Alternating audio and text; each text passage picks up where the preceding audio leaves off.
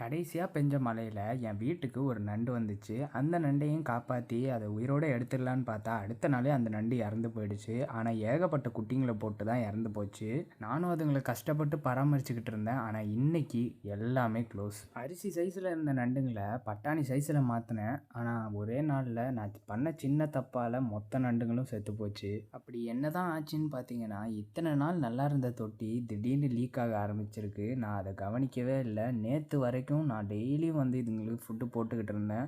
அதே மாதிரி தான் இன்றைக்கும் போடலான்னு பார்த்தா தண்ணியே இல்லை. தண்ணி இல்லைன்னா நண்டுங்க எப்படியும் கருவாடு ஆயிருக்கும்னு எனக்கு தெரியும். இருந்தாலும் தண்ணி ஊற்றி பார்ப்போம், ஏதாச்சும் உயிரோடு இருக்கான்னு பார்த்துடலான்றதுக்காக தண்ணி ஊற்றுனேன். பார்த்தா எல்லா நண்டுங்களும் மிதக்க ஆரம்பிச்சிருச்சு. எதுவுமே உயிரோடு இல்லை.